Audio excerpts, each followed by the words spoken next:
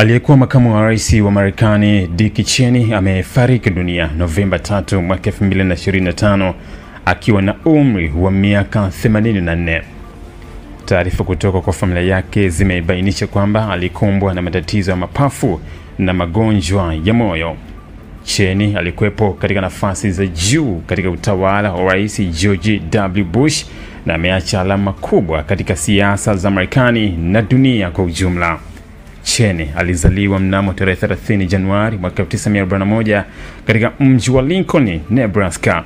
Alikuwa na mchango mkubwa katika siasa za Marekani kwa miaka mingi, akihudumu kama mkuu wa wafanyakazi wa ikulu chini ya Rais Gerald Ford katika miaka 1970. Kisha alihudumu kama mbunge wa Marekani kutoka jimbo la Wyoming. Aliwahi pia kuwa waziri wa ulinzi katika utawala wa Rais George H.W. Bush kutoka mwaka 1989 hadi mwaka 1993.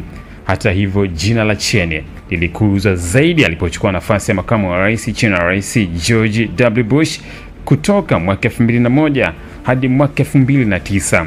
Wakati huu alikubalika kama mmoja wa wanasiasa wenye nguvu zaidi katika historia ya Marekani, hasa kutokana na mchango wake katika masuala ya usalama na sera za nje. Cheney alijulikana sana kwa kushikilia msimamo wa kuwa na mkono madhubuti katika vita dhidi ya magaidi, akitekeleza mbinu kali za kijeshi na kuongeza ushirikiano na mashirika ya usalama duniani.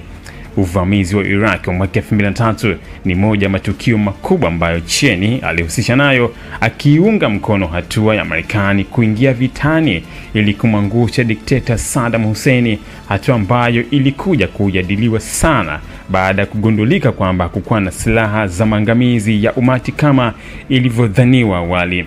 Urithi wa Cheney unatia dosari katika mtazamo wa siasa za Marekani. Alikuwa kiongozi mwenye msimamo mkali na alikubaliwa na wengi kwa msimamo wake thabiti katika masuala ya usalama na utawala, lakini pia alikosolewa vikali kwa miongozo yake kuhusu vita na mbinu za kijeshi, hasa kuhusiana na vita vya Iraq. Urithi wake, ingawa umejaa mafanikio katika baadhi ya maeneo, umekumbwa na tafsiri tofauti kwa wadadisi wa siasa.